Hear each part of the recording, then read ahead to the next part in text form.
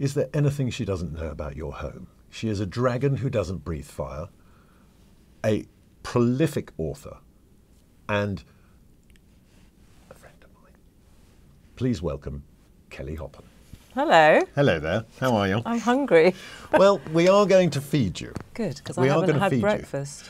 But for our listeners and the people watching on YouTube, we just want to find out a bit about you. And that was what was interesting, right? So we've known each other vaguely, I would say, for a number of years now. But reading up on you, and Johnny, the producer, does a deep dive into people's lives. Okay. There's some interesting stuff that you wouldn't know about you. Oh, really? Well, I never realised that you were born in Cape Town, for example. Yeah. So are you technically South African then? Well, sort of. Yes, I was born there, but I left at the age of 2 and my father was English. Yeah. So I'm British. So I've lived here all my life. I don't talk like that. No. But yeah, I'm British. Some may see as a blessing, but you know. Yeah. Do you think if you had, it might have affected your career? Yeah, maybe, yeah. You don't want it in that colour. What's wrong with you? No, but I've always thought of myself as British. But I think being born in South Africa and going back every Christmas to stay with my grandparents, which was kind of the happiest time in my life, it had a lot to do with who I am today and creating homes for people, because their home was just extraordinary, and the smells and the cooking. And where was their home? In Constantia. Right. So it was sort of right in the mountains. And honestly, my memories from that, and in fact, one of the forwards to one of my books, I talk about how I've really thought about how those moments with my granny, you know, picking the flowers and laying the table and going in the kitchen and watching all the food being prepared and, you know, eating and family and all of that, I think really had an impact in who I am today and what I've done. Were you quite a rebellious teenager? Not teenager, but yes, actually, yeah. I rephrase it. I really was. Join the club. Yeah, no, big time. What I didn't realise is you have been arrested. Yeah.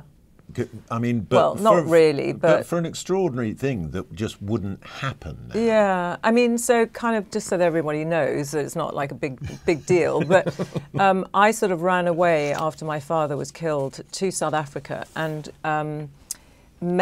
was taken by a friend of mine into Athlone to go and listen to the most amazing group called Pacific Express, who were essentially a black band, and they became my friends, and I ended up being a backing singer with a tambourine. I mean, there's a talent you hide. You can sing. And you know, some of them are still great friends of mine today. One of whom was Jonathan Butler, who's a really amazing musician.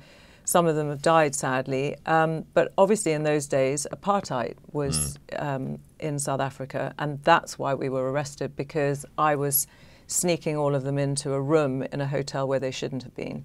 So that was the reason why. But that period of my life has stayed with me forever, because I'm crazy about music and jazz and funk and soul and all of that. And it was just an extraordinary time for me after having lost my dad to then be around people who knew nothing about me, but it was just about music. He unfortunately died as a result of receiving the wrong medication. Wrong medication, yeah. I mean, which... Yeah, at 46. I mean, too young, too young. And do you think, what effect do you think losing your father had on you in terms of shaping you as the person that you are today? Yeah, I think it had enormous... I think it was the biggest shock of my life, the biggest surprise of my life. And I think it made me just say I will never rely on anyone else, which was what sort of gave me that tenacity to start a business at 16 and a half, which I still have the same business today, which was I can go and earn money. I love what I do. I'm passionate about it. And it was like a train that just never stopped. Until I gave birth to Natasha and gave up work for a year and then got back on the train and continued to work. So I think, you know, it gave me that, because it took me a long time to get over that, because I just didn't expect it. No. And you and your mother are still incredibly close. Yeah, we're close. You know, we've never been as close as some mothers and daughters, but yeah, I mean, you're very close with your with my own daughter, yeah. But yes, I mean, my mother is a force to be reckoned with. I've got one of those. Yeah, we've just been talking about that. Yeah. There's no stopping them. No, not at all. So you're 16 years old and you decide, I'm going to be an interior designer. 16 and a half. So, but I mean, what inspired that? Because my mother has incredible style and our home was amazing, and she always says that she'd go out at night and she'd come back and the whole living room had been moved around. You know, I was always doing things, but I had this unbelievable fascination for always looking through windows, seeing lights, with driving. Driving. Oh, right. I was worried you might have got arrested for that as well. And on weekends, my mum would say, what do you want to do? And I'd say, can we go and look at show flats? Like, I was obsessed with before and afters in magazines and just loved it. And an opportunity came up to do a kitchen for my stepfather's friend, which I did appallingly. And then I was very lucky that a girlfriend of mine was having an affair with a Grand Prix racing driver. And, you know, opportunity came up. And by then I had bought myself a small flat with my inheritance. And he said, do you want to do it up? And I said, yeah, why not? And ended up doing this unbelievable house in Priory Walk in Chelsea. Didn't have a builder, no one. So I got Bob the builder, true story. And Damien, the racing car driver, was the guy that was driving all the bricks and cement around. So, you know, we still laugh about it. So Damien, I can't remember his surname, Damien Hill. Damon Hill. Damon Hill, sorry. Dyslexic moment. And I ended up doing up this racing car driver's home, at which point I got others. And that's how my business started. And it was through trial and error and tenacity. And you now employ 60 people. I mean, that's quite a big concern. I mean, does that make you one of the biggest interior design businesses in the world now? I don't think it's about how many people, because I could today quite easily employ another 20 and there would be enough work. It's just, strangely, I've always looked at my business as a kind of small business, and managing a lot of people is probably the hardest thing. You have done some incredible houses in your time. Do you have a favourite, or is it always is it that same thing as almost like a chef, that you're only as good as your last meal that you cook? Of course, I have lots of favourites that I'll always look at and think that was just amazing. But I've done thousands, you know. I've done so many private homes, commercial, hotels, yachts, cruise liners, aeroplanes, you know, you name it, I've sort of done it. The only thing I haven't done is a train. But well, I'm just about, no. But I love every job that I've done, probably except the very first kitchen I did, because that was just horrendous. And I wish I could find pictures of it so I can prove to people it was. But you kind of move on, you know, so I'll design something that will only be installed maybe this year that I designed 4 years ago because it was such a big project. But for me, the process of getting the client, learning about them, getting into their head, even though it could be an imaginary client because it's a hotel, that's the bit I love. And then it's putting the schemes together. And then the next bit is installing it and handing it over and seeing the joy in somebody. But in the years that you've done it, you have at various points defined a look that then other people have tried to ape, or sort of defined certain colours. I mean, you were known for taupe at one point. I still am. I mean, I'll never get rid of that. But yeah, I suppose my philosophy has never changed, but it's grown. And it's morphed and changed, but it always sort of goes back to that kind of, you know, East meets West, you know, the neutrals, all of that. And in a way, because I believed in it so much and I created that, it must have worked because it's still is still relevant and it works. But if you looked at my portfolio, you'd go, oh, did you do that? Because obviously a client will come to us and they'll want something slightly, I can design anything, but it will have that DNA of me in there somewhere.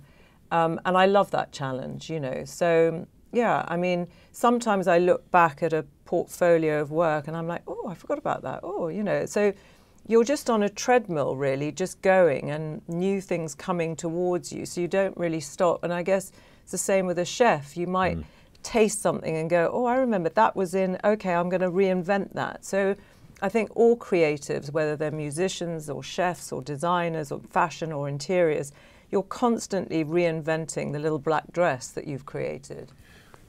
So you've had thousands of clients over the years, some of them of quite high-profile note. Who was the worst? Oh, no, I can't. But there have been some terrible I can't. ones. This is not a James Corden moment where, you know, you either eat the testicles or you tell the truth. Look, I think the worst client I've ever had is me. I am the client from hell. And whenever we do up a home and I ask my team who wants to work on the project, they run like mice in different directions. However, I will support myself and say, because I am the client from hell, it's made me understand my clients. It's a very vulnerable time. Because you enter people's homes. Yeah, and I think actually because of who I am and know the anxiety that people feel and the money that you have to spend, it's made me understand people better, and therefore my team are brilliant like that. But it's that thing where you're quite, I think, unique as in what you do. So, you know, if you meet lots of dentists with terrible teeth. You meet, you know, architects who live in ramshackle houses. I've been lucky enough to be in some of your homes, and they are beautiful and immaculate. Thank you. You know, so does that give you a sense of comfort to live in that kind of space?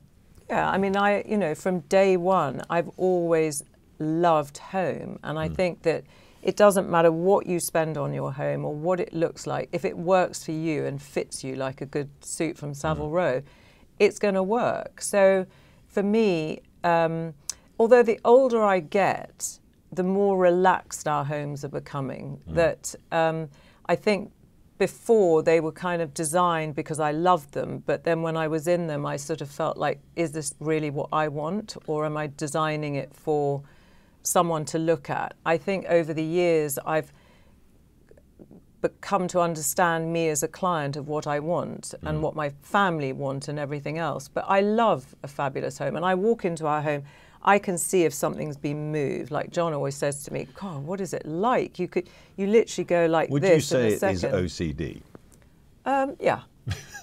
Yeah, I would say so. Because I mean, but in a nice way.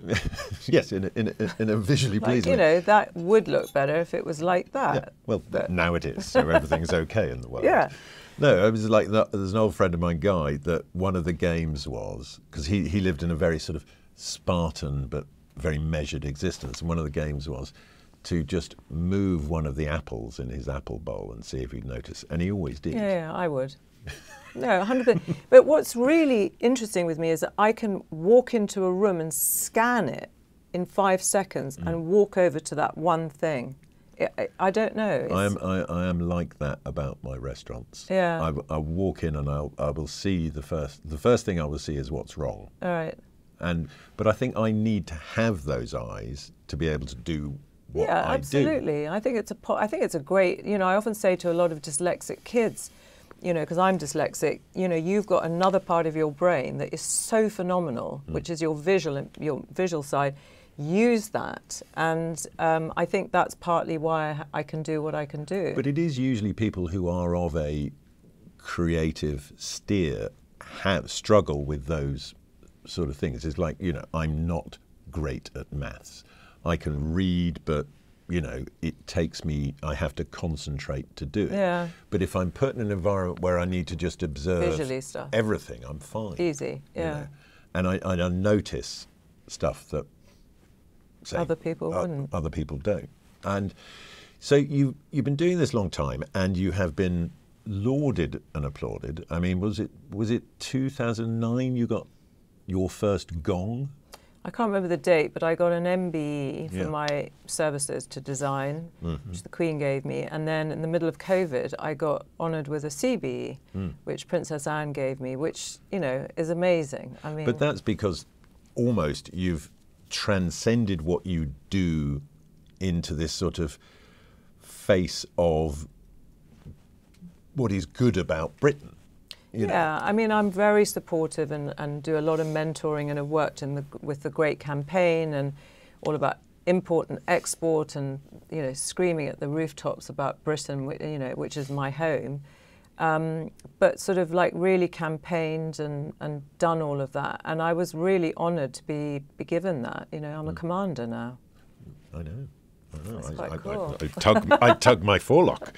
But so you sort of must be incredibly focused and have a very specific way in which you do things, which has got you to this point. But then you put yourself in a group of other people in Dragon's Den where they all have different ways of doing things. And when you're doing Dragon's Den, for example, and you have those what would be described as business tiffs with each other, is it because you know, all of those people on Dragons are very kind of confident in how they do stuff, and it's my way or the highway?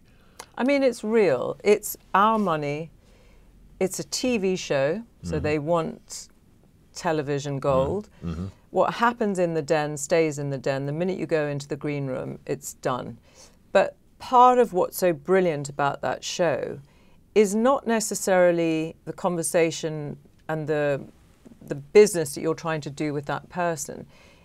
I remember Deborah once saying it to me. It's like Deborah will have made up her mind she doesn't want to invest in that particular person, and I will say something that she wouldn't have thought of, and vice versa, and it will reignite her thought, oh, hang on a minute. So the conversations and what is being said between all of the dragons can change your point of view, because we all have different points of view. We all see things from different angles.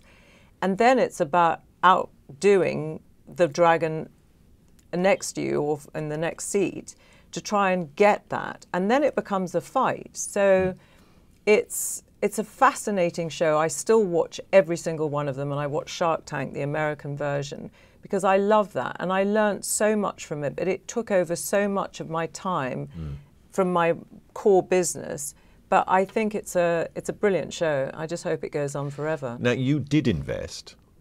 Yeah. And which, I mean, have there been successes? Yeah, one of them is one of the biggest successes ever on Dragons, which was Skinny Tan, which I rebranded, reworked on. I did it with Piers Linney, and it's gone on to be one of the most amazing successes. I tried to invest in young entrepreneurs. But yeah, I mean, I did a lot of investments. Did anyone nick something off you that you think, oh, I wish I had? Oh, there were lots. Deborah got a lot of things I wanted. She's a tiger in the den. She's brilliant. But the softest and nicest person out of it. Oh, she's brilliant. But I mean, her persona in the den, she's out to get. But she's carved her niche brilliantly about sustainability and green and everything else. I think she's amazing. No, she is extraordinary. I mean, are there any of the dragons that you were in the den with that you'd be, you know, happy if you never saw them again? No, not at all. I mean, you know, I think they're all fantastic, and I love a lot of the new dragons as well. I just think it's a great show. So, moving away to food. No, we start. I've got a couple of things down here on the floor. Okay. So, let's start with your guilty pleasures. Okay. So, a lot of people wouldn't know that your guilty pleasure is that, which is pizza. Now, it's not one of my pizzas because we don't do gluten-free, which you regularly give me a hard time about. But tell us why pizza. I don't know what it is. It would be my last meal, without a doubt. I don't know, but it's, you know, I've been in New York City and walked down a road in, you know, Nolita or something, where they're renowned for having gluten-free pizza places. And I remember walking in with my team and saying, we've got to have a pizza now. And I ended up eating 3. the excitement of finding a gluten-free pizza to me is beyond. Is this gluten-free? That is, of course, gluten-free. What do you think I'm trying to do to Party time!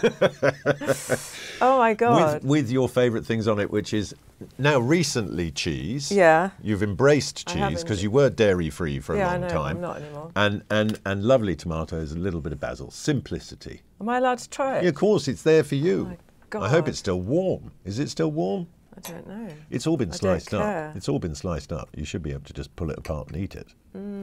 Now, tell me, how does that stack up as gluten-free?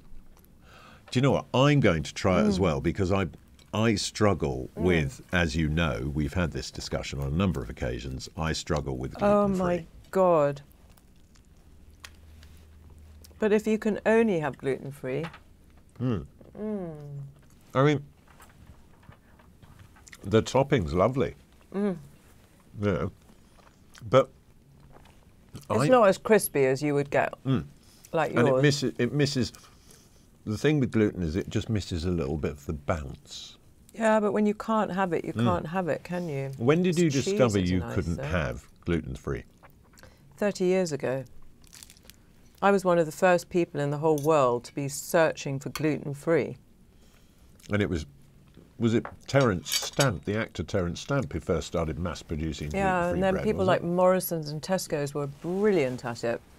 God, you better take this away because I'll eat the whole thing. I mean, we've got more food here. That's what I'm worried about. Another one of your kind Oh my of God. guilty pleasures, because, I mean, you are a person who takes great care of yourself physically, and you gym every day, you're in great shape, we were talking about bone density before. You appear to, Have a on the bionic recent bone test, density. the bone density of a teen. Yeah, weird. But that's because you've always looked after yourself. Trained, yeah, with weights and things. So it would be a surprise to see to people that also you would like to devour a packet of those, which are kettle the chips. thing is, am I allowed one? Yeah, of course. This is such a good show. So I'm not a sweet, like, you know, some people, guilty pleasure is chocolate and stuff. It's not that I don't like chocolate, but it's salt that I crave. Yeah, I mean, I love salt.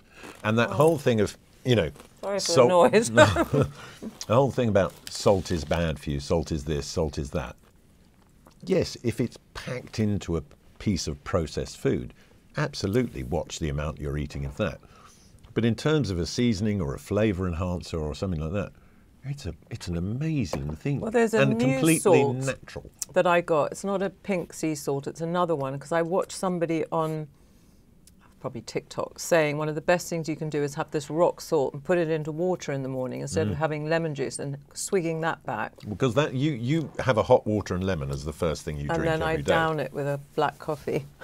I'm not sure how good that is, but life without coffee. Oh no, I love coffee. I don't understand. I mean, look, I appreciate that gluten is not a thing that you can consume because of it's an actual condition, but I think also what has happened around the whole gluten-free movement is a lot of people have jumped on it for a dietary reason rather than it's like all things, isn't it? You know, and you know, I remember doing a dinner at the house that you came to, which had a table for like 30 people. And of course you send out to people, you know, what's your dietary requirements? And I remember one of the last dinners we did before we moved from there was like 29 different dietary requirements. It was at the point where I was like, do you know what? Let's just get a KFC in, because it's just becoming too impossible to cook for people. Which you would never eat, KFC. No, but I'd eat a Nando's.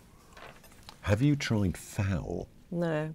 That's the best fried chicken. Oh, really? It's phenomenal. It's just down on St James's. Was that gluten-free, though? I'm sure they've got the gluten-free version of it. Okay. But because your partner, John, he's a big KFC he loves lover. KFC. Yeah. Which, again, looking at him, because he's the picture of health. Oh, you'll love that. The idea, and a lovely man as well, but the idea that he would just tuck into a bargain bucket. I know, but it was the whole thing with his kids, and every birthday they'd go and have a KFC, but he's now told me that it's been overridden by Nando's, because we love a Nando's chicken with the broccoli. It's yummy. But I suppose that's because it's not coated and it's just grilled and it's a bit more healthy. And we were talking about it before. It's like, as you get older, you do end up doing things that you thought were kind of not necessary or stupid, or, you know, I eat healthier now than I used to, because there is a You fat, just have to, well, there really. is a fat man dying to get What out. else you got? Well, oh, she wants more. Well, no, I mean, on that subject of chocolate. Oh. Now, I thought this was going to be a really nasty thing I was going to have to eat. no, don't Or is worry, that we'll get there. But so I've got two types here. So that is a completely dark fruit chocolate. So that's literally only got the cacao fruit in it, and that one is 90%. And I want to know which one you prefer. So that's the pure cacao, basically, that one. Because you say you don't like sweet things, but you like a dark chocolate. That's nice, though. It's good, isn't it, that one? I mean, I'll have a bit of that because obviously I do have a sweet tooth. See, what's nice about that? Some dark chocolates, I think, can just taste waxy. Well, the number one is it number one? Yeah. Is obviously a little bit sweeter. But if I was only given that, I would be happy. But what I like about this one is you can taste the fruit element. Because you forget that it's a fruit. I know. And you can taste the fruit element. But it's always nice to have a bit of black chocolate after your supper or something. It's actually quite healthy for you. But the thing is, I'm a little bit more ghetto about my chocolate. I just like a bar of dairy milk. Oh yeah, John's the same. Yeah. John's like cheap chocolate. Yep, cheap chocolate, KFC. I just don't love chocolate enough. I wouldn't thank you for a KFC. I like a Bounty though. I can't have that anymore, I don't think. I think it's got dark chocolate Bounty. Topic used to be my favourite. I like a Topic. You know, there were days when I'd go on the motorway going somewhere when I was really young, and you'd buy every single chocolate and just eat them all. How do you feel about, did you like a wagon wheel? No, because it reminds me of school, and I hated school. We used so to have did that, I. and I used to get bullied in the playground eating it, so no. Because you were bullied for essentially what was dyslexia. Well, that, and who knows, but yeah. Were you bullied for being strawberry blonde? Well, yeah. Yeah. Redhead didn't help. Yeah. My mother was the same. So wagon wheels are not like part of my, you know, like, no thanks. Yeah, I miss a curly whirly as well. Didn't like those, got caught in my teeth. Right. Well, surely a Topic would get, all hazelnut. What has a hazelnut in every bite? Nuts, all hazelnuts. Cover them in chocolate. So, come on, I want to know what are under those all right, things. all right. Well, we've got to that stage in proceedings now. Oh my God, and I have to take my glasses off. I mean, what I've done is I've selected what I thought was the most tasteful of our blindfold range, courtesy of Smug. Oh, I mean, I don't know if those colours offend. yeah, a lot. Do they? Okay. Yeah. Sorry about that. Okay. I didn't have any taupe ones available to me. Okay. So- I'm really scared. Don't be scared. It's all going to be fine. Okay. Right. So we're going to go with the first. How will I know where it is? It's all right. I'm going to feed Okay. it to you. So I'm just going to slide this across the table. We have 2 spoons here. You're going to have one, and if you like it, you can eat the other. So here it comes. Open wide. Oh, you're going to feed me? Yeah, I'm going to feed you. Come on, be brave. Open wide. There we go. Now, what flavours, textures, what explosion of delight have you got going on? What is it that you think you're eating? Because the nice thing is, when I remove sight, you kind of Is don't. that beef? I think you should take your blindfold off. Oh no, is it chicken? It is chicken, yes. Chicken with quite peppery, lemon. No, take the blindfold. Take the blindfold. What is it? It's curried chicken. You say you okay. love a curry. Yeah. So we've done your little was really poached chicken nice. breast with a Brick Lane curry sauce, which is one of Jamie here's signature dishes. You can get that. He does that in the pub here, all over chips. That's yummy. curry sauce And I thought it chips. was beef. But that's the thing. The minute you remove sight from the equation, I mean, I was wondering, you know, when you kind of, it might be an interesting thing with interiors to sort of really understand textures, because we do so much with our eyes. Yeah, it would be slightly different to blindfold me to design something and just choose out of 1,000 fabrics. That actually be quite funny. Yeah, exactly. To choose by texture, you know, by feel. Yeah. But I think it is different. It is that extraordinary thing where when you remove sight, you know, the fact that your palette is telling you a million different things because you haven't been able to see it. But that was enjoyable. Yeah. Like if pushed, enjoyable. you would have. But the it had second such an spoon. amazing explosion, like because I was trying to work out whether it was what meat it was. And then it was like catching up with the explosion of the juice. It was Well, because yummy. you get hit by the sort of texture first is what kind of freaks people out. They go, you know, so if it's a particularly challenging texture, they're like, that hits them first, and then they understand the flavours. I think I was just scared that I might have been eating offal or something. No, I wouldn't do. But I mean, what is interesting is even when we've had top chefs on the show, they've struggled to notice things because we do so much with our eyes, and it's just, I mean, I was quite looking forward to doing this to you because obviously your whole life is so visual. So to remove that from someone like you is interesting, and it just shows that you can't necessarily taste what you think, and also it changes perceptions of things that you think either as a result of childhood or stuff like that. I can't eat those. That's terrible. I hate that. I mean, obviously we cater to all. Yeah, but your taste and smell can take you back to a time of a memory, 100%. Yeah, because I mean, you know, going back to the pizza, I mean, it is one of the last things I would expect you to be that passionate about. I mean, we've talked about the fact that I don't do gluten-free pizza. I don't know where it comes from, pizza. I don't know. Because one of the childhood memories you talked about was, you know, sort of a lot of centred around stuff that you don't eat anymore. So, you know, chocolate cake and the special chocolate cake in the shape of a heart. But I remember it always had one cherry on the top. This was stuff that your grandmother... My grandmother and Ella used to make, and they used to do like bricks, you know, stews and fricadelles, which I've still got the recipe of, these fish cakes that we would eat cold. I mean, just like memories like that that just take you straight back to your childhood. But so much of people's loves and hate are, I think, around food are born between the sort of between birth and 7. I'm sure. I'm 100% sure of that. And therefore, you know, when I was lucky enough to become a parent, one of the focuses for me for my son Harry was for him to have as wide a range. My daughter's like that with Rudy. Yeah. You know, he eats everything. And I think that's great. It's good. You know, to not sort of, I mean, as they grow older, there's certain things, you know, Harry was like, look, to be honest, I don't want that anymore. But that, what he does have as a result of that is, you know, when we played this game at home, he's really good at spotting. So if I make him something, he has to sort of say what's in it. And usually he's 90% right as to what ingredients have got in it, which are, you know, he's 17 I'm not good at now. that, as you can tell.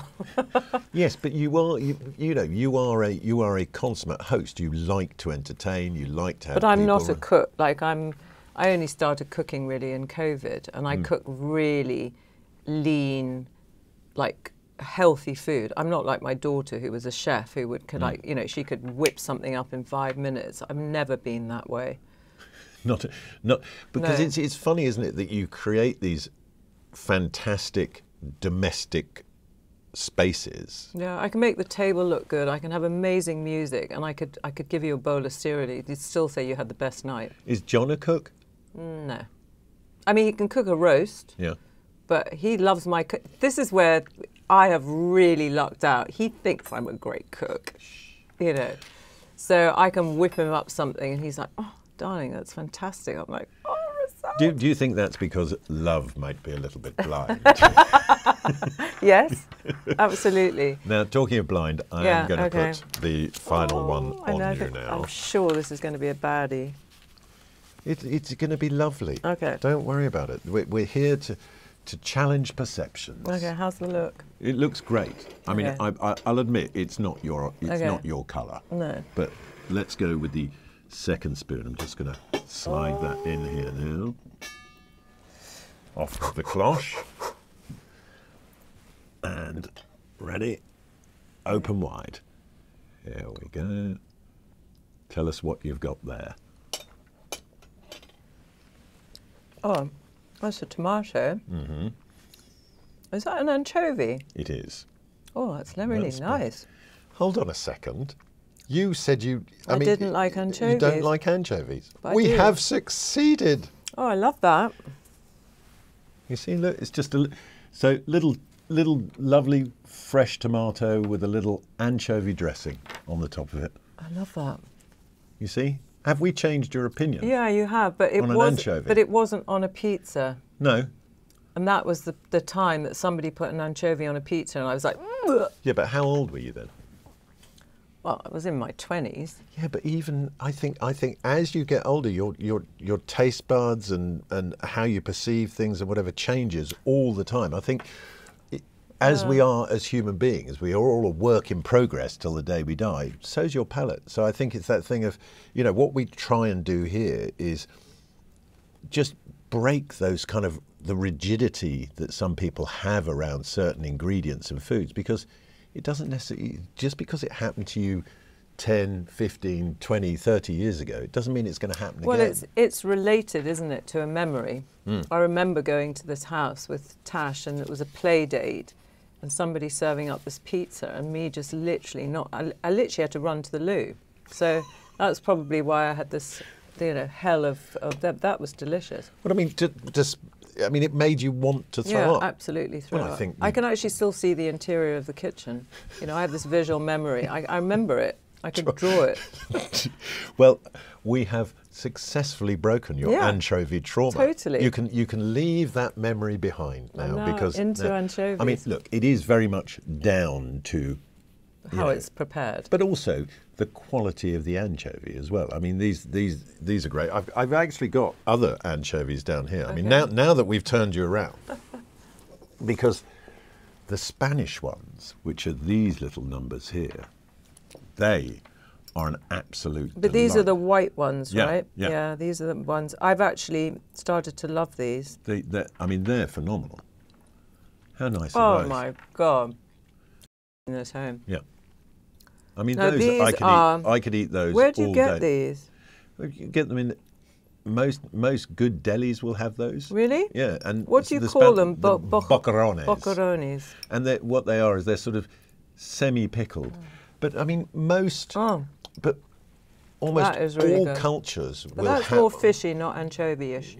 Yeah, but most cultures will have a pickled fish of some sort, because it was a way of making... anchovy.